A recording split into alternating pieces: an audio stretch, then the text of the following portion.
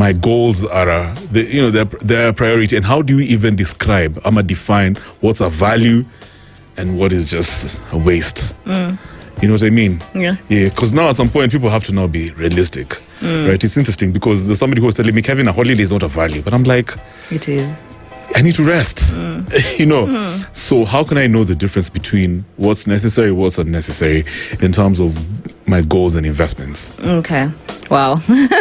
Okay, Nani. We have to get it right in 2026. We have to. Yeah. So, when it comes to knowing the value and what is a waste, the first basic thing that someone needs to do is to have a vision and write down all the goals that they think are good to them. Because you cannot go investing without a goal in mind. When I say a vision, have a vision for your life for the next 20 years, for the next 10 years, for the next maybe 5 years. But I will always advocate for the next more than 10 years. Because out of that now, you turn down, that is my long-term goals. Then you come to your medium-term goals and your short-term goals. Then remember, I've authored the book and called it Wealth Away. Remember, different wealth, do it your own way. How you view wealth is not the same way I view wealth. And that is the biggest mistake most of us, or rather most Kenyans, make.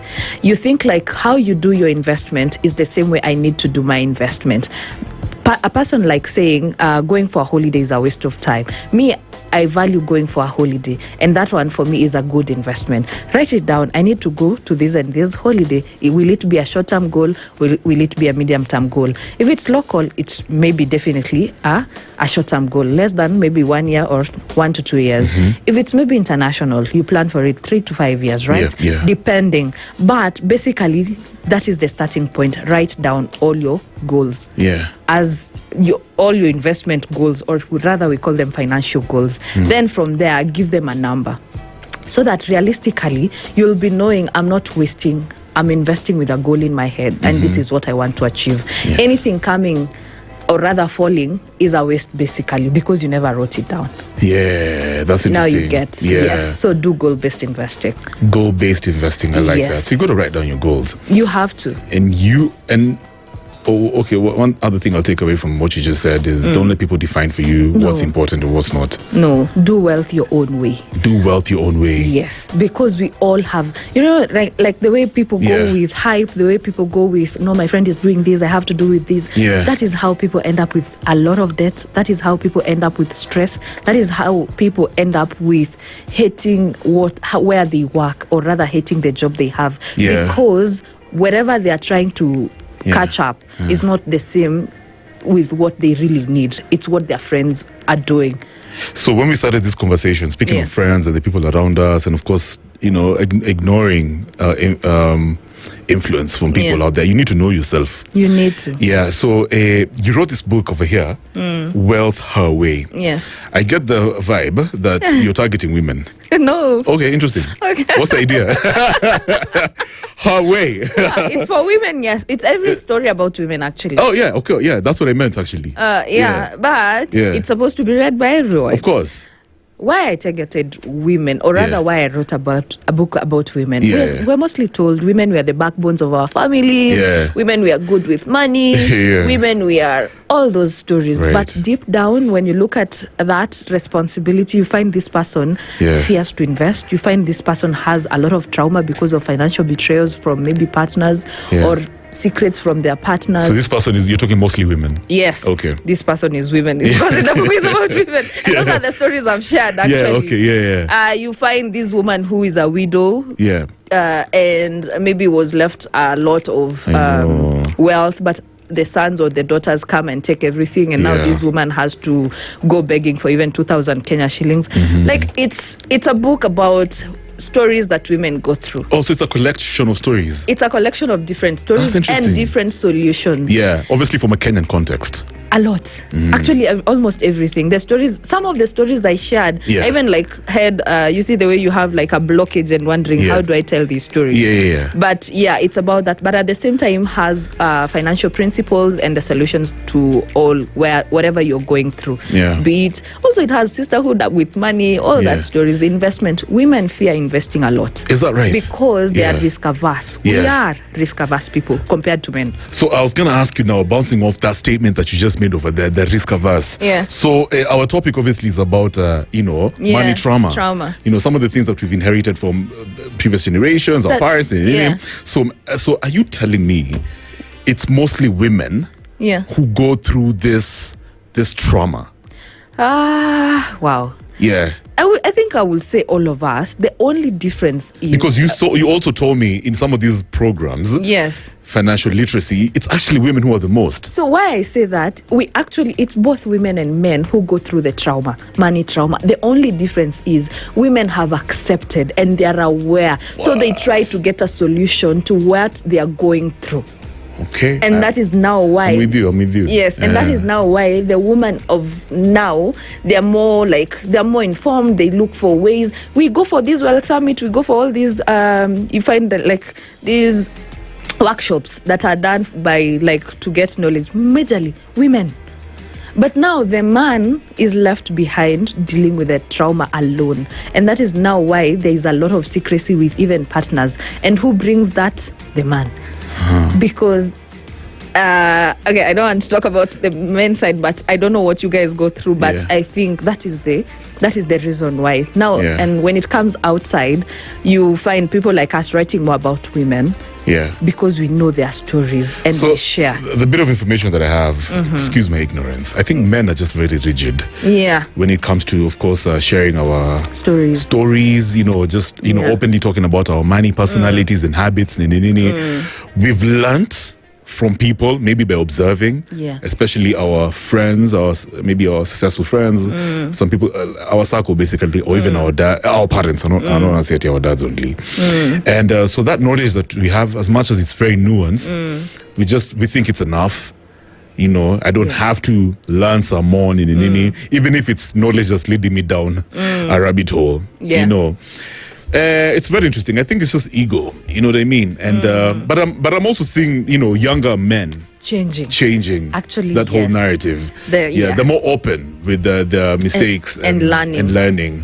So that's a good thing. Even like when I have like the coaching one-on-one coaching session, a man might not accept the coaching session, but they will want a training session. So I always do pick my brain session or coaching session, whereby if it's picking my brain, you just give me topics, we analyze and you learn about the topics. I give you how to go about this and this and this. So most men go for that option because the coaching side, I have to learn about your numbers and they don't want to disclose. But for women, it's the vice versa. But the upcoming generation is really changing, and some are at least going a notch higher and trying to understand. But now the older millennial, that's Kizungu. So I know you've touched on this thing I just needed you to clarify some more. How do we audit our money habits and personalities so that we can find out whether we are actually going through some sort of trauma? How do you actually sit down and say, okay, fine, hold up? I mean, it's at the end of the year. When we started the conversation, you also mentioned how you're doing your own audit. So for somebody who is listening to you and they want to audit, how do they actually start? They have no receipts. You know what I mean? It's been a very long, eventful year, ups and downs. So how do they actually find out whether their money personalities? What are some of the things that they can do? First, you need to ask yourself, if at all you're auditing the whole year, you need to ask, in the beginning of the year, what did I want to achieve? Have I achieved what I wanted to achieve? Did my vision, anything come to light, or halfway the year? And most people do that. They dropped some of their goals. But when it comes to money personality, the first thing that you need to ask, what is what do I think about money when it comes to the word, like the world of money? What do I think? Am I scared? Do I fear money? Am I anxious about money? Do I want to learn about that money? So basically, that is where you start. At least analyze when it comes to money, what am I taking money as a tool, or am I taking money to identify myself with that money? So those are the basic things that you need to ask yourself. Then you come to, like, when it comes to earning, am I afraid to ask for a raise? Do I negotiate better when it comes to salary? Am I stuck in a job because I'm afraid to lose that money? Because most people are stuck because of that money. So when it comes to spending, even if they know there's no potential for growth, yes, they are just stuck there because they fear. And like we said, trauma when it came to growing up. You find that this person, maybe when they were growing up, they lost maybe a business, or rather the dad maybe lost a job and things really changed. So this person will always be stuck in somewhere because they fear losing, or rather going back to those memories. Or sometimes you find that maybe this person used to kufukuzwa juu ya school fees, maybe going home because of that. So you find this person will always be stuck somewhere because they fear negotiating, thinking they might be fired or let go. So when it comes to earning that, when it comes to spending, you need to ask yourself, am I spending because I'm stressed? Am I spending because I'm lonely? Am I spending because I want to satisfy a social status? Or am I spending just to show like people I have a good lifestyle? Am I spending just because I can afford without a plan, basically? So, and then when it comes to saving, that's me. That's what you just mentioned. I can afford, but I have no plan. But you had no plan of spending. So that is earning, that is spending. When it comes to saving, you need to ask yourself, why do I save? Am I over saving to satisfy when I was growing up, maybe money was being told it's scarce, hakuna pesa, money is for the rich, So you find that, am I saving too much, even avoiding to have little joys for myself? So hoarding too much. And at the same time, this hoarding means you feel unsafe, like trying to invest because of how you grew up. So that is also another way to analyze and get to your money personality. And there's this other side. Am I not saving at all? Because when money comes in, you just, poof, acha nitumie yote. Let me just use that money because, tomorrow will sort itself. One of the crazy things I've heard about that, what you just said over there. Some people say that, Kevo, money likes being spent. The more you spend, you get, the more you receive. Nothing. Zero. I'm telling you, that person, when they analyze deeply, there's something they're battling. What? When they were growing up, and we have so many people who do that. Money comes in, let me spend. Kesho, money will still come in, but that's not the case. It's never the case. It's never the case. Okay, real quick, and you've actually you reiterated this thing, but I just need you to clarify again. Let's talk about now the healing process. What's the one thing people can do today, apart from investing? Today, to rewire their money habits, their money personality. Because obviously, it's painful. Some of us have been doing the wrong thing. We've just going with the flow. So we want to heal. What's the one thing I can do right after this interview at 8:30? Before I get to your question, there's also the investing side. These people who just rush into investment. Anytime they hear a hype, they jump into an investment. Anytime the crypto is there, they jump into it. And that one also has like a healing side of money. So what can someone do?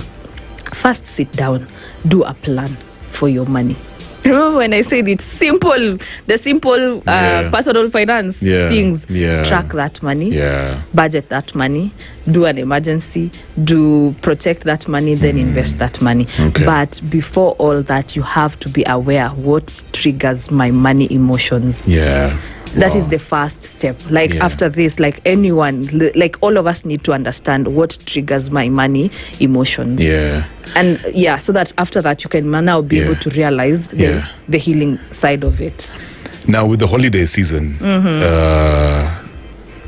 being here right now, many folks feel pressure to spend beyond their means. And then, of course, we have this black tax thing. Yeah. Some guys are going to the village. And by the way, guys, if you're headed to the village, you're probably driving right now to Sijui, whatever. Itusiku, please be safe.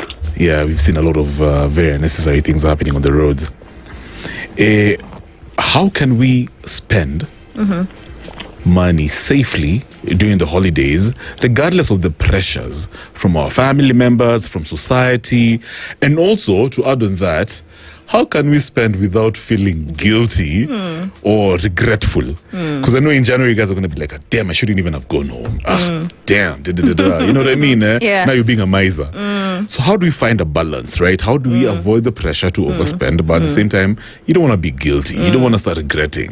There's a lot going on in that question. Yeah. Wow. This question should have been done in November. But anyway. I know. Yeah. But it's okay. Right now, I wouldn't tell people to do a budget. Right now, I'll tell people to do a spending plan. What do I mean by this, yeah? Put aside a specific amount of money for everything that you need to do over the Christmas holiday. But also have in mind, January bills are coming.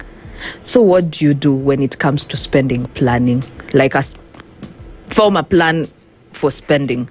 If you have stated aside, like, this is my money that I need to travel with, make sure that you just specifically travel with that money without getting another flow of money somewhere, or rather umeenda and maybe something comes up and you need to cater for it. Don't. Then you make another plan for, like, remember I said spending. If it comes to kids and gifting, be specific. If you had maybe plan to spend this much on gifts, don't go past that. Right. When we go to shags, many people like want to show people like we tulifika, our status, I'm working, don't do that. It's okay to say no. And that is very important thing for people to understand. It's okay to say no to people who we love, especially in shags. You find that aunt, you find that uncle, because they know you're working, you just dish out your money. Please don't. Yeah. This time, say hi, Merry Christmas, and that's it.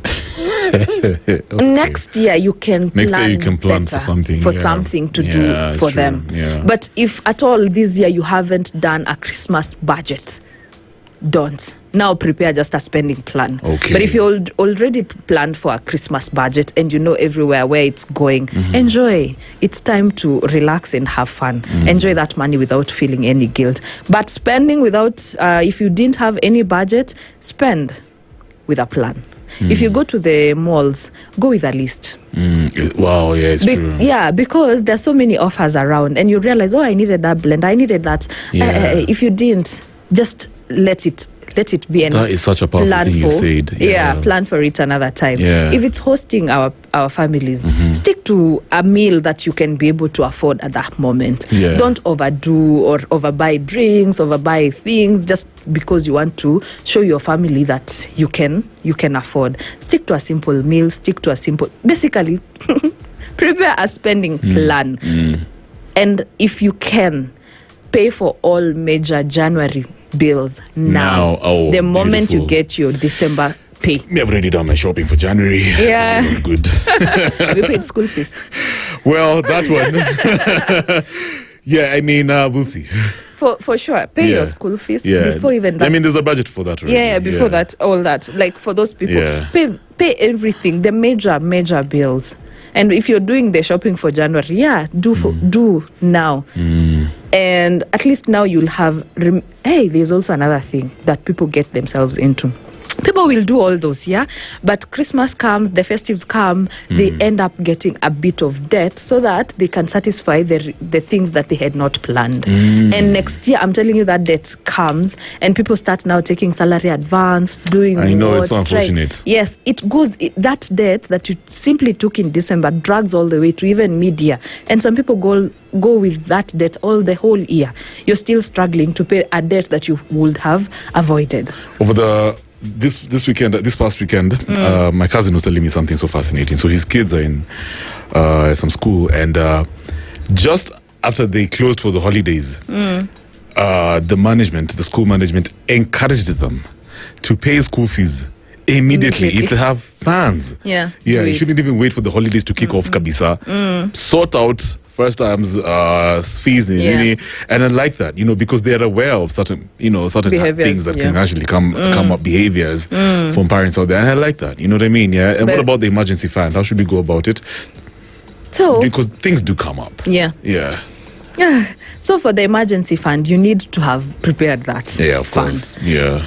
But now, in case things pop up. Yeah. But you can only go up to a certain limit. Yeah. And some emergencies, we don't have an option. That is why I keep telling people, the basic thing you first need to do is have an emergency, even way before even investing. I agree. Because anything pops up during this festive, where will people go get their money? Either in that investment plan that you had set aside or debt. Yeah.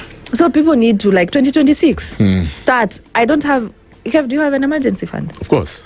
If you don't have, start setting aside, and you don't have to build it at Iote once. Yeah. But anytime an emergency pops up, look at your finances and look at to what extent can I be able to help. Right. But don't go way over and beyond. Yeah. Taking way much debt to sort something. Yeah. Yeah. Okay, so you want to walk us through planning for 2026? The holidays are done. At least, we were not under pressure too much. It was a good season. And let's just be positive. So now guys are kicking off the new year. What do we have to, what are some of the foundations that we have to have going on in order to have a sort of successful 2026? So for 2026, it's time people to change how they do when it comes to everyone is like, my resolution has to be like this, all that. Just do this, yeah? Make a vision for the next 3 years. Then out of the 3 years, pick 2. Start working on 1. Wow. For 2026. You have the vision for maybe the next 5 years even, yeah? Write it down, take pictures of it, stick to your vision board, yeah? Take just 2. Out of the 2, analyze what is more important. Start working on 1. And out of starting on that 1, someone will be able now to start setting aside small money to achieve that goal. At the end of 2026, you'll sit down and see the milestone that you have achieved towards that goal. You might not even have completed achieving that goal, but at least you will be somewhere. So basically, that's the planning that I would tell people. And try as much as possible to plan before spending. Anytime an income comes in, sit down, do a simple budget. I was somewhere and people were like, hey, I think I'm over doing the small budgets because I get a lot of money. But I tell people, budgeting will never have I have enough money, I have a lot of money. Budgeting is not as in I have to track every 50 shillings every what. It's just about getting a number that I cannot surpass when it comes to shopping, when it comes to fee, when it comes to rent. And anytime in 2026, let's make a promise to each other. Listen up, please. If you get a raise, don't change the lifestyle that you have right now. Please. That extra income, put it aside or for your maybe investment or your saving account or your emergency. Stick with the same lifestyle that we have all over 2026. Yeah, okay. Now, still in relation to that question, is there such a thing as unrealistic planning? And how does it look like, and how can we avoid that? Yes, there's unrealistic planning, and most of us actually do that. We sit down with our spouse, we sit down with our partner, then we make goals that are not realistic in this way.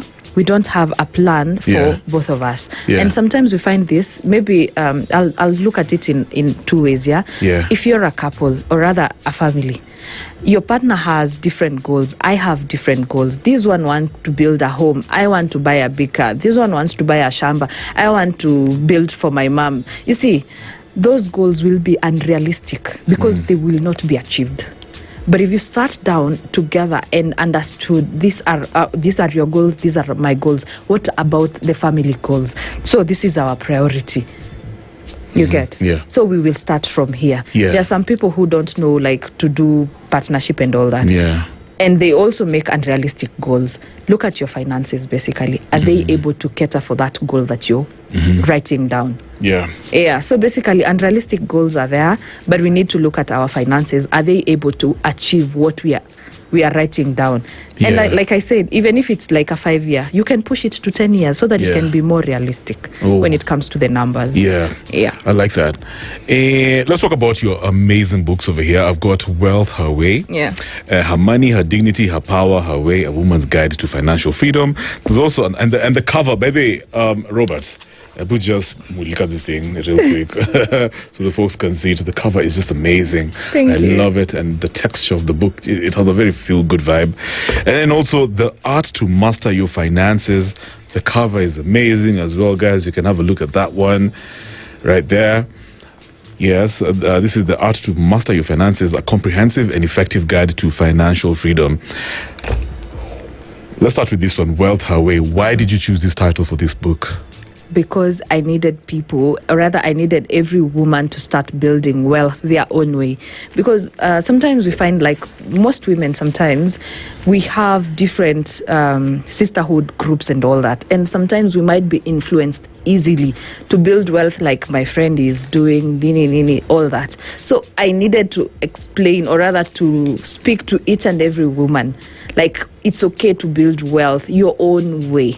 And I'm talking to that 20-year-old who has just started, like, a job, who has just gotten that salary. I'm speaking to that woman who is 30, trying to juggle family, trying to juggle creating more income. I'm talking to that woman who is 40, who is trying to, like we say, 40 is the power decade. Like now stabilizing and all that. I'm talking to that woman who is 50, who has seen it all, but at the same time still struggling maybe to maneuver around wealth. And I'm talking to the elder, 60 and above, maybe widow, maybe she feels like she wants to start afresh. Start afresh, rebuilding. Rebuild. Actually, there is actually a topic on rebuilding after crisis. So that book speaks to each and every woman, depending on the stage, or rather the status where you are. So that is why I came up and wrote about it. I love it. And and it's not only for women, men need also to read so that they can understand the world of it's so relatable, like, for many women out there, and I would encourage them to actually go and grab this book. There's a chapter over here, you're talking about fearless investing for women. We talked about that. It could be maybe some of the things that they've experienced in the past, but now you're encouraging them to actually take risks. You find, actually, that topic is more speaking about investment, because the woman ask about all women. They only go to money market investing, because that is the safest they know. If you get someone who is slightly informed, they will go to T-bills and bonds, and that is now where they draw the line and stop. But I'm telling that woman, you can take risk, learn about stocks, learn about global investment, learn about EFTs and all that. Try to also take a risk and understand. What did you mean on this one? There's a chapter here, you're saying her wealth is quiet but her confidence is loud. Sounds powerful, eh? Because most of our wealth, especially for women, it's a bit quiet. We don't go all the way looking for ways to build and create more and more wealth, but our confidence is always high. Is that a bad thing? It's not a bad thing, but it at least should go hand in hand. At least also the wealth should go high, as the same time the confidence goes high. So it should go hand in hand. I love it. And then also money in relationships. Wow, financial talks with partners. You kind of touched on that one. By the way, in a situation where the woman sort of, probably earns a bit more than the man. And obviously now you guys want to sit down as a family, including the kids.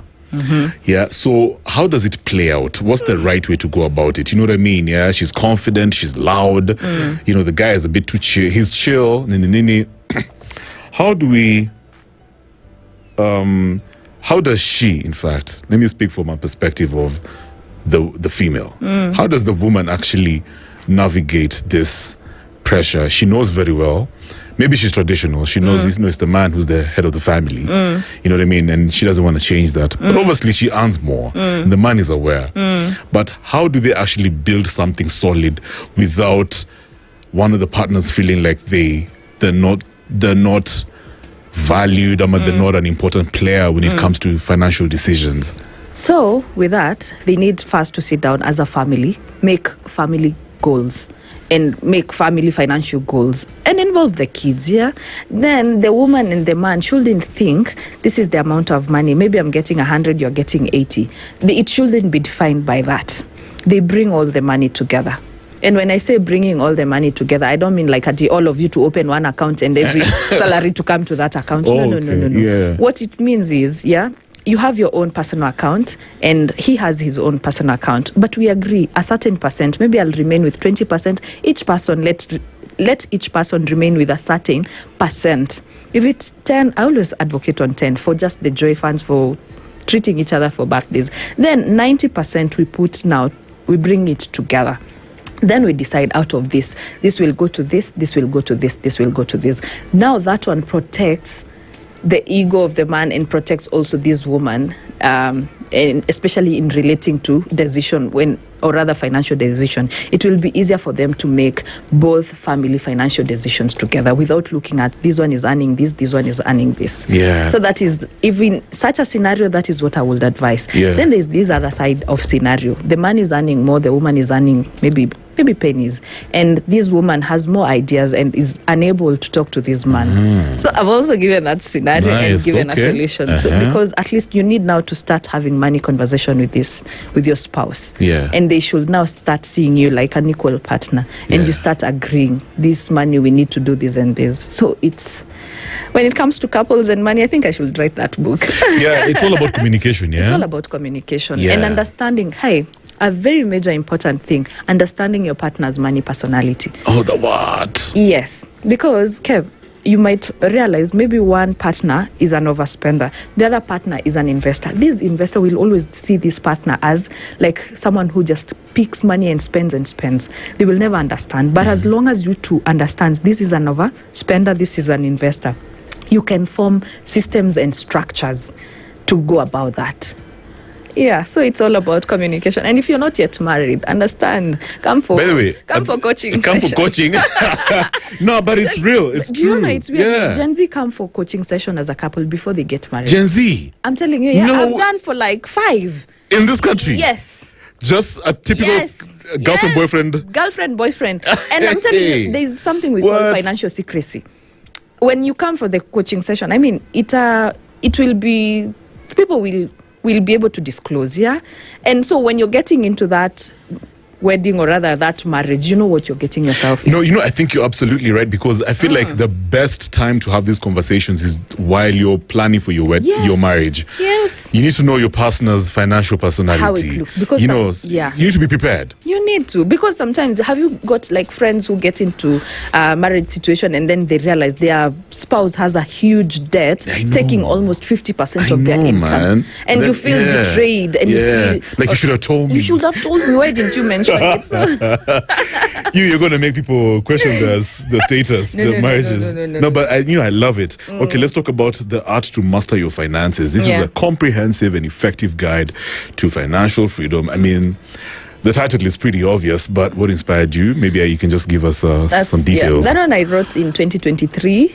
Nice. I realized there's a gap when it comes to financial knowledge. So I looked for a local book. Okay, they're there, but I was trying to get something simple that will take me through the whole personal finance process, starting with understanding my personal relationship with money, my personal, what is my personal money relationship, different life cycle, people from like age 20, age between 30 and 40, what they do, mistakes they do when it comes to money. We go to like budgeting, it's a flow of the whole system of personal finance in a very simple way and few practical examples. So that is why I wrote The Art to Master I love it. I want to ask you a general question. It's not like I've read this book, but how important is it to actually calculate your net worth? Especially when you're trying to create goals, and of course know the type of portfolio you can invest in, your investment portfolio. Talk about this whole thing for knowing your net worth, because I feel like people just go about investing without actually knowing their actual worth. And how can they go about that? So I always advise people to at least calculate their net worth every 6 months. It's sometimes difficult. Do it every year. Especially during December, do your net worth. And what some people may wonder how to calculate, it's about maybe assets subtracting your liabilities. And look at the investment side of your portfolio. State all the value in that portfolio, the current value. Some people put even cars, I'm telling you. And there's a huge debate. Is the house that you have built that you live in, is it what, like, should you calculate it in your net worth? Some of us say no, some of us say yes. But should you? That is the big question. Because is it really your, anyway. Unless you're planning to sell it maybe at some point. Yeah. So just do an audit and always know your net worth. The liabilities might be more sometimes, and it's okay, because probably you took a debt and it's growing and it's giving you an income, but it hasn't surpassed something that's your assets, and it's okay. So even if you get a negative net worth, it's okay. Next year when you calculate, you'll realize that you're growing because the negative net worth has maybe gone to positive. If you have a positive net worth, you realize next year or after 6 months, like I have advised, you realize that like you're growing, and that is how you can measure if you're growing or not, or you're stagnant, through calculating net worth. Perfect. I love it. Yeah. What have you learned about yourself out of writing these books? Let's dig deeper. Wow. What have you learned about Jane Gitiche? Do I want to expose the CEO, myself? author, you know what I mean, investment strategist. Why? What have you learned yourself so far in this particular stage of your life? Whoa. Hey, I've never gotten that question. All the interviews I've ever done. We want to know. When I wrote The Art to Master Your Finances, I realized, like I said, I took a debt somewhere. Yeah. I realized I wish someone had taught me earlier that I cannot take a debt without having a plan or a strategy. Along the way, also I think I learned a lot of basic finance when writing that book. And that is, I think we'll say, that is what shaped a lot of my behavior. Yeah. And putting structures in place. Why I do what I do, I didn't start doing just because I learned in finance in my undergrad, my izozote. No. I do what I do because of the many mistakes I've done. Oh, interesting. And most of the mistakes I have done, I realized them from writing that book. Yeah, powerful. Yeah. So that is what I can say I learned about myself. What do you think should be women's biggest takeaway of this book? Wealth Her Way. Build wealth your own way. Oh, wow. Profound. Dignity, your power, just do it your own way. Your money. I'm not a woman, but I relate to that one. Yeah, Jijue, Jijue, and don't build wealth just because someone else is doing. I know we went to class with Jane. Jane has done this. I need also to do that. I see my colleague maybe driving this. I also need to drive that. No. Sit down. If you love traveling, build that wealth to travel. What? I love that. Yeah. And this one, biggest takeaway folks should have off of reading this amazing book, The Art to Master Your Finances. When you read The Art to Master Your Finances, like I said, it's a whole personal finance, steps by steps. Yeah. I think people now will understand more in the side of finances in depth, how to reduce your debt if you're deep into debt, how to prepare for retirement. Even legacy planning is actually there in terms of even real estate. Do I build? Do I take a mortgage? Do I? So basically, people, I think I talk to everyone when I. But have you got resources for kids? That is what I'm working on. Oh, you're working on something, eh? Yes. Yeah, because I can tell you're very passionate about them. That is what I'm working on actually right now. And I'll group them into different stages. Nice. Yes. So we talked about the books. Yes. But now off of our conversation, money trauma, as we wrap up, for somebody listening to us right now, what should they walk away with this evening? They've been listening since 7. Yeah. What's the golden thing they should walk away with tonight? Okay, I should ask you, what have you learned from this conversation? Me, you already know mine. Build my wealth my own way. So something out of the conversation we've been having, like money trauma. It's okay to accept that we have been going through all those traumas, but the first thing that you need to be is aware of where your trauma comes from. and then do something about it.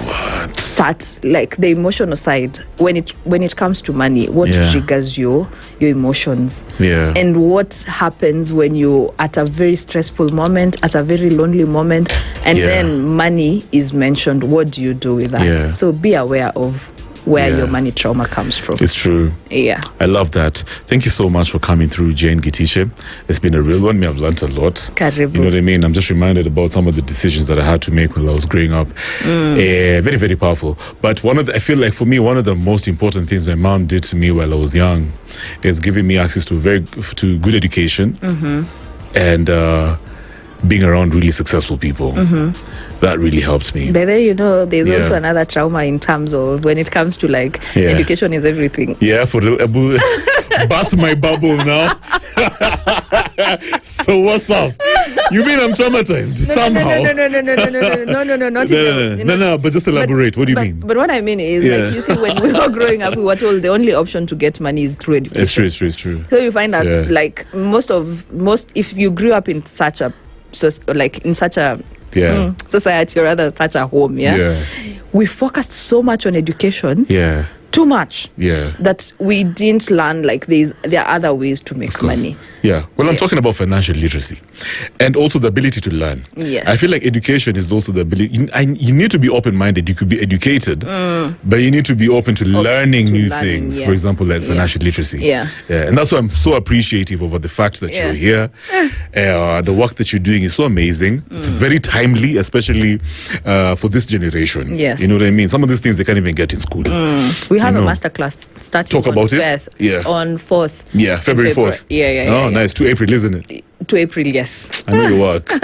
So how can they join? Folks listening, how can they join the masterclass? You can DM us from our social handles at either my own, Jane Gitiche, or Japesh Financial Solutions. Then we share a link. There also, we have tried to advertise that class through the posters and all that. Or you can call us from our number, 0743 000 And for folks who want to get this book, these books actually, the Art to Master Your Finances and Wealth Her Way, where can they? They are at Nuria bookstore, or you can even just call us and we deliver. We do deliveries everywhere. Good stuff. But if you're in town, you can pop in Nuria and get the book. Nuria, amazing. Yeah, or our offices at Ridgeways along Kembu Road. Nice. Yes. Perfect. Once again, guys, that is Jane Wambui Gitiche. She's a finance and investment strategist, an author, transformative speaker, founder, and CEO. It has been about money trauma, the financial stories we inherited. Thank you so much for listening. We're coming back with more stories. Thank you so much, Jane. Karibu sana. What's your contact information? What's your social media? Website? Social media, mine is Jane Gitiche everywhere. Instagram, TikTok, everywhere. For the company is Japesh Financial Solutions, also everywhere. YouTube is Japesh Financial Solutions also. And I told you we have a teen program. I mean, not teen, kids program coming in Tell April. me again. Tell me again. Yes, we have a kids program, like a kids financial training program that is coming in April. But we have grouped the kids because 6 to 10 is different from, and for why it's a bit different, it will be virtual, but the last class will always be physical. And we have a lot of activities that we do in the class. So it's like 20 minutes learning, 30 minutes practical side. So depending on the level, the higher they go, it will be more learning than the practical side. So it's fun. But it's fun and easy to get. And we are hoping we will have finished our books for the kids before that class. Exactly. Good luck. Thank you. Once again, thank you so much. Goit, somebody that I used to know. It's 20 minutes to 9, Twinakazi. Pure golden sound and good talk. 94.4 Spice.